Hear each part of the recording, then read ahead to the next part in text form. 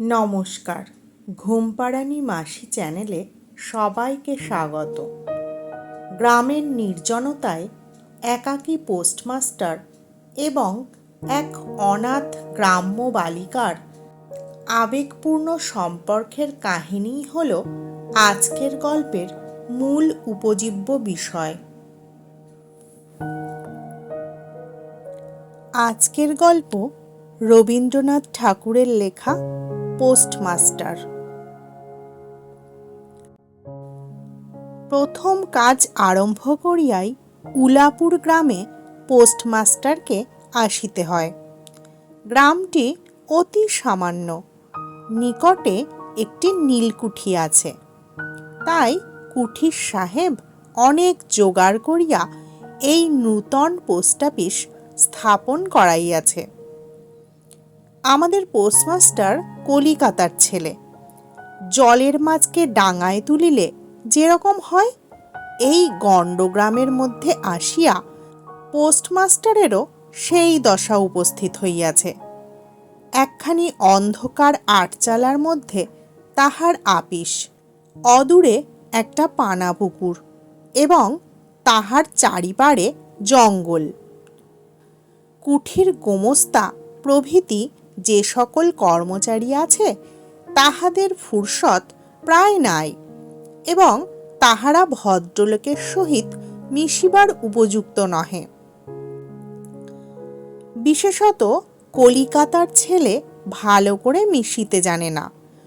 অপরিচিত স্থানে গেলে হয় উদ্ধত নয় অপ্রতিভ হইয়া থাকে। এই কারণে স্থানীয় লোকের সহিত তাহার মেলামেশা হইয়া উঠে না। অথচ হাতে কাজ অধিক নাই। কখনো কখনো দু একটা কবিতা লিখিতে চেষ্টা করেন। তাহাতে এমন ভাব ব্যক্ত করিয়াছেন যে সমস্ত দিন তরুপল্লবের কম্পন এবং আকাশের মেঘ দেখিয়া জীবন বড় সুখে কাটিয়া যায়। কিন্তু অন্তর্যামী জানেন, যদি আরব্য উপন্যাসের কোনো দৈত্য আসিয়া এক রাত্রের মধ্যে এই শাখা পল্লব সমেত সমস্ত গাছগুলো কাটিয়া পাকা রাস্তা বানাইয়া দেয় এবং সারি সারি অট্টালিকা আকাশের মেঘকে দৃষ্টিপথ হইতে রুদ্ধ করিয়া রাখে, তাহা হইলে এই আধমরা ভদ্র সন্তানটি পুনশ্চ নবজীবন লাভ করিতে পারে।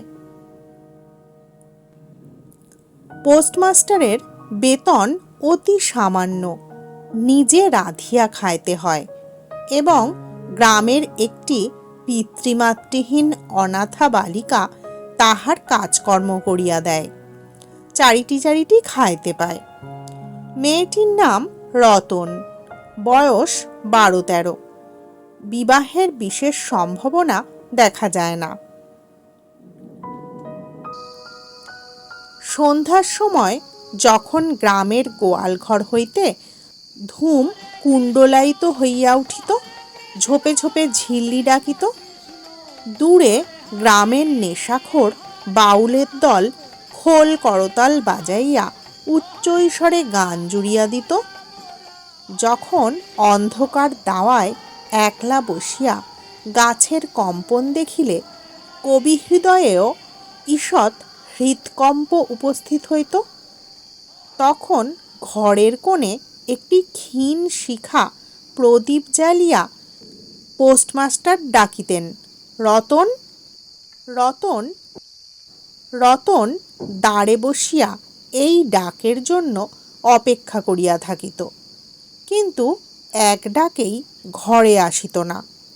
বলিত, কি গা বাবু, কেন ডাকছ? পোস্টমাস্টার, তুই কি করছিস? রতন, এখনই চুলো ধরাতে যেতে হবে হেঁসেলের। পোস্টমাস্টার, তোর হেঁসেলের কাজ পরে হবে, এখন একবার তামাকটা সেজে দে তো। অনতিবিলম্বে দুটি গাল ফুলাইয়া কলিকায় ফু দিতে দিতে রতনের প্রবেশ। হাত হইতে কলিকাটি লইয়া পোস্টমাস্টার ফস করিয়া জিজ্ঞাসা করেন, আচ্ছা রতন, তোর মাকে মনে পড়ে?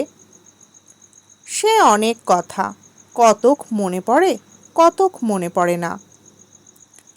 মায়ের চেয়ে বাপ তাহাকে বেশি ভালোবাসিত। বাপকে অল্প অল্প মনে আছে।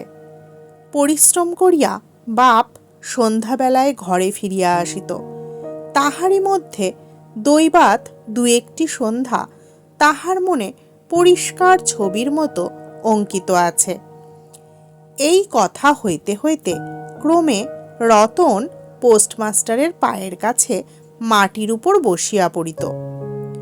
মনে পড়িত তাহার একটি ছোট ভাই ছিল।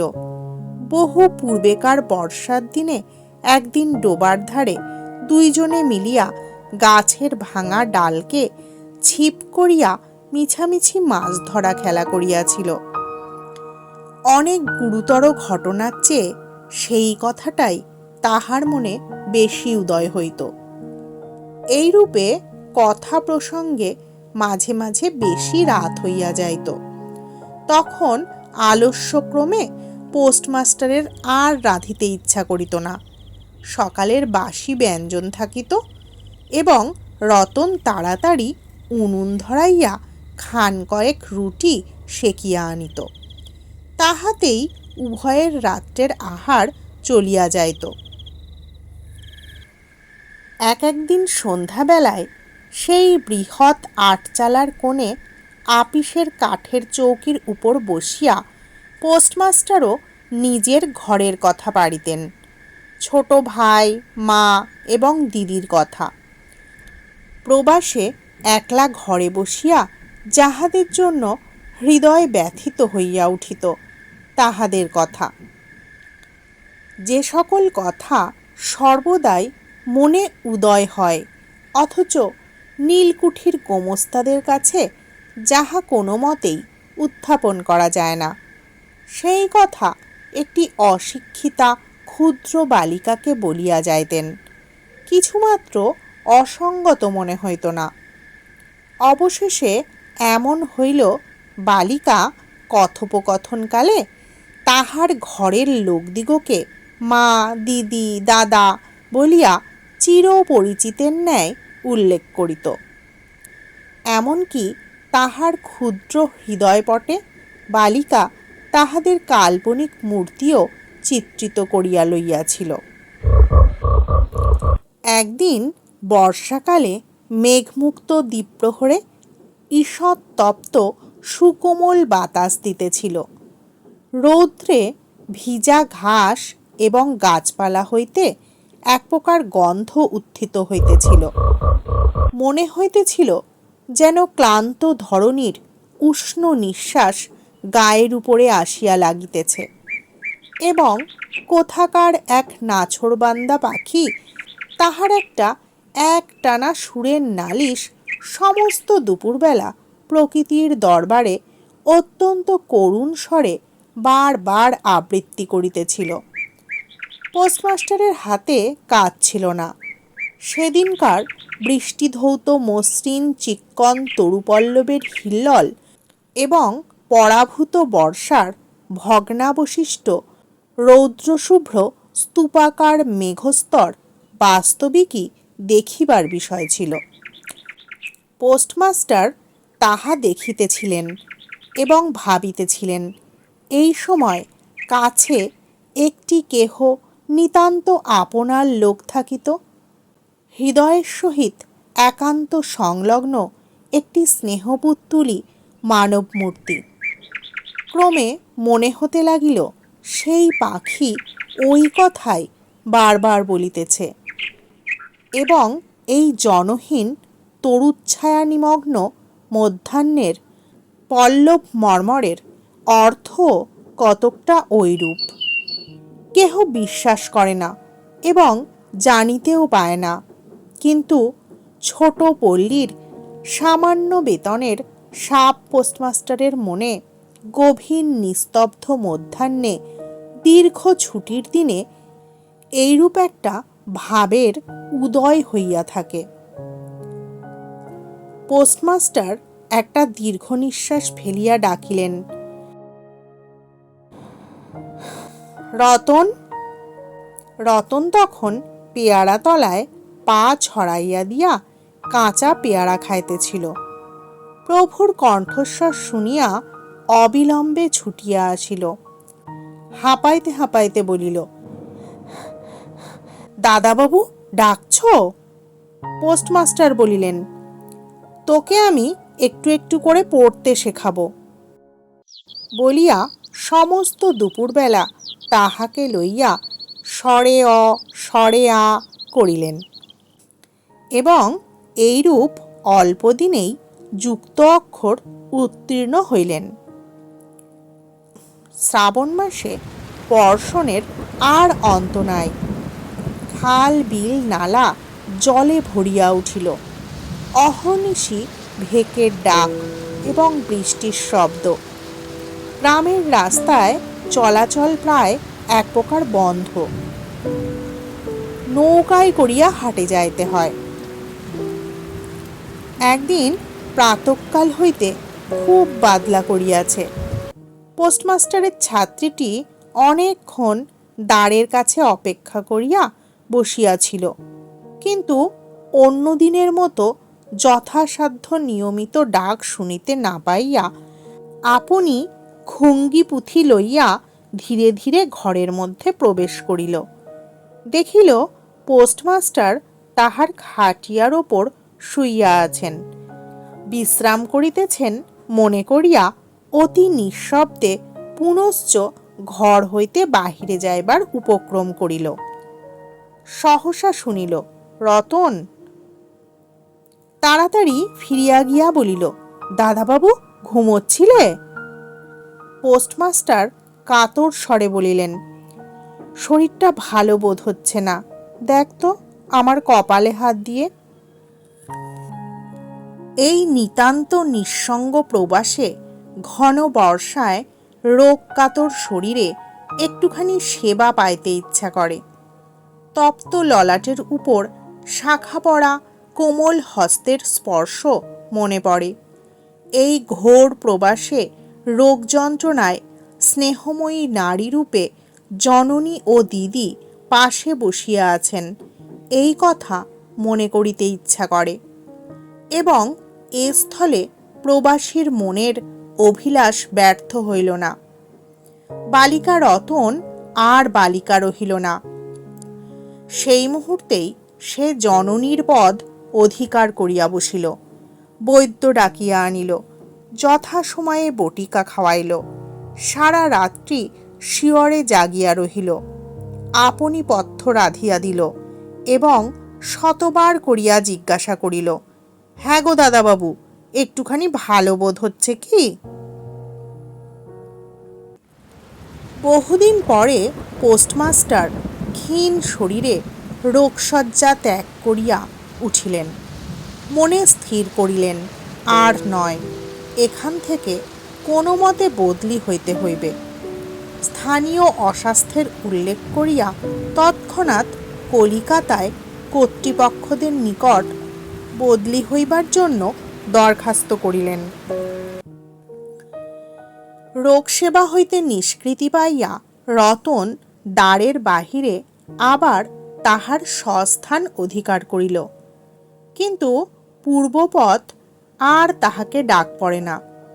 মাঝে মাঝে উঁকি মারিয়া দেখে পোস্টমাস্টার অত্যন্ত অন্যমনস্কভাবে চৌকিতে বসিয়া অথবা খাটিয়ায় শুইয়া আছেন।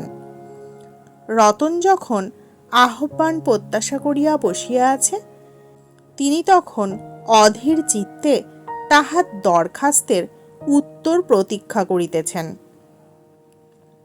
বালিকা দ্বারের বাহিরে বসিয়া সহস্রবার করিয়া তাহার পুরনো পড়া পড়িল, পাছে যেদিন সহসা ডাক পড়িবে সেদিন তাহার যুক্ত অক্ষর সমস্ত গোলমাল হইয়া যায়, এই তাহার একটা আশঙ্কা ছিল। অবশেষে সপ্তাহখানেক পরে একদিন সন্ধ্যাবেলায় ডাক পড়িল। উদ্বেলিত হৃদয়ে রতন গৃহের মধ্যে প্রবেশ করিয়া বলিল, দাদাবাবু আমাকে ডাকছিলে? পোস্টমাস্টার বলিলেন, রতন, কালই আমি যাচ্ছি। রতন, কোথায় যাচ্ছ দাদাবাবু? পোস্টমাস্টার, বাড়ি যাচ্ছি। রতন, আবার কবে আসবে? পোস্টমাস্টার, আর আসবো না। রতন আর কোনো কথা জিজ্ঞাসা করিল না। পোস্টমাস্টার আপনি তাহাকে বলিলেন, তিনি বদলির দরখাস্ত করিয়াছিলেন, দরখাস্ত নামঞ্জুর হইয়াছে, তাই তিনি কাজে জবাব দিয়া বাড়ি যাইতেছেন। অনেকক্ষণ আর কেহ কোনো কথা কহিল না। মিটমিট করিয়া প্রদীপ জ্বলিতে লাগিল এবং এক স্থানে ঘরের জীর্ণ চাল ভেদ করিয়া একটি মাটির সরার উপর টপ টপ করিয়া বৃষ্টির জল পড়িতে লাগিল।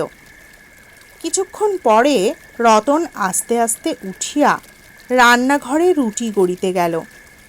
অন্য দিনের মতো তেমন চটপট হইল না। বোধ করি মধ্যে মধ্যে মাথায় অনেক ভাবনা উদয় হইয়াছিল। পোস্টমাস্টারের আহার সমাপ্ত হইলে পরে বালিকা তাহাকে জিজ্ঞাসা করিল, দাদাবাবু, আমাকে তোমাদের বাড়ি নিয়ে যাবে? পোস্টমাস্টার হাসিয়া কহিলেন, সে কি করে হবে? ব্যাপারটা যে কি কি কারণে অসম্ভব তাহা বালিকাকে বুঝানো আবশ্যক বোধ করিলেন না। সমস্ত রাত্রি স্বপ্নে এবং জাগরণে বালিকার কানে পোস্টমাস্টারের হাস্যধ্বনির কণ্ঠস্বর বাজিতে লাগিল, সে কি করে হবে। ভোরে উঠিয়া পোস্টমাস্টার দেখিলেন তাহার স্নানের জল ঠিক আছে। কলিকাতার অভ্যাস অনুসারে তিনি তোলা জলে স্নান করিতেন। কখন তিনি যাত্রা করিবেন সে কথা বালিকা কি কারণে জিজ্ঞাসা করিতে পারে নাই। পাছে প্রাতঃকালে আবশ্যক হয়, এই জন্য রতন তত রাত্রে নদী হইতে তাহার স্নানের জল তুলিয়া আনিয়াছিল। স্নান সমাপন হইলে রতনের ডাক পড়িল। রতন নিঃশব্দে গৃহে প্রবেশ করিল এবং আদেশ প্রতীক্ষায় একবার নীরবে প্রভুর দিকে চাহিল। প্রভু কহিলেন, রতন, আমার জায়গায় যে লোকটি আসবেন তাকে বলে দিয়ে যাব, তিনি তোকে আমারই মতন যত্ন করবেন। আমি যাচ্ছি বলে তোকে কিছু ভাবতে হবে না। এই কথাগুলি যে অত্যন্ত স্নেহগর্ভ এবং দয়ার্দ্র হৃদয় হইতে উত্থিত সে বিষয়ে কোনো সন্দেহ নাই, কিন্তু নারী হৃদয় কে বুঝিবে?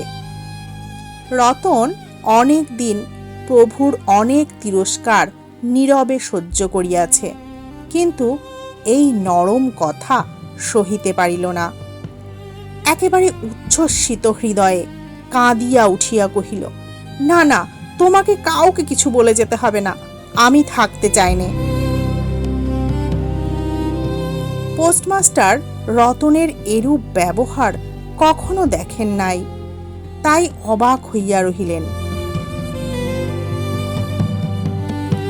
নূতন পোস্টমাস্টার আসিল, তাহাকে সমস্ত চার্জ বুঝাইয়া দিয়া পুরাতন পোস্টমাস্টার গমনোন্মুখ হইলেন।